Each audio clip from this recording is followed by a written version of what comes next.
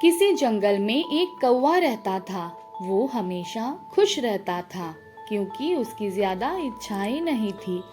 वो अपनी जिंदगी से संतुष्ट था।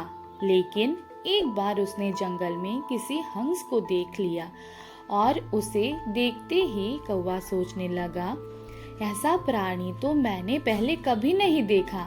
इतना साफ और सफेद, ये तो इस जंगल में औरों से बहुत सफेद और सुंदर है, इसलिए ये तो बहुत खुश रहता होगा।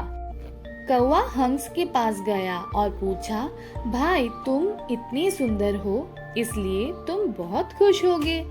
इस पर हंस ने जवाब दिया, हाँ, मैं पहले बहुत खुश रहता था जब तक मैंने तोते को नहीं देखा था।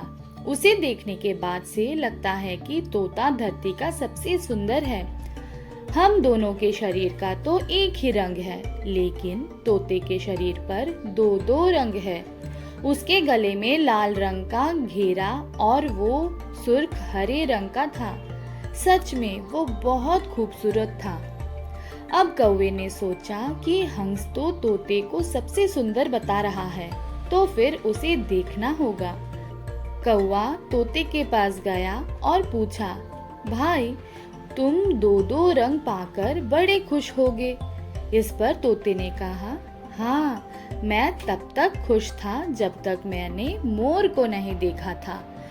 मेरे पास तो दो ही रंग है, लेकिन मोर के शरीर पर तो कई तरह के रंग है। कौवे ने सोचा कि सबसे ज्यादा खुश कौन है, ये तो मैं पता करके ही रहूंगा। इसलिए अब मोर से मिलना ही पड़ेगा। कौवे ने मोर को जंगल में ढूंढा, लेकिन उसे पूरे जंगल में एक भी मोर नहीं मिला।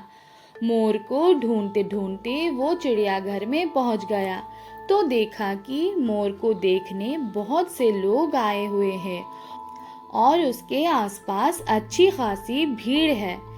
सब लोगों के जाने के बाद कौवे ने मोर से पूछा, भाई तुम दुनिया के सबसे सुंदर और रंग बिरंगे जीव हो।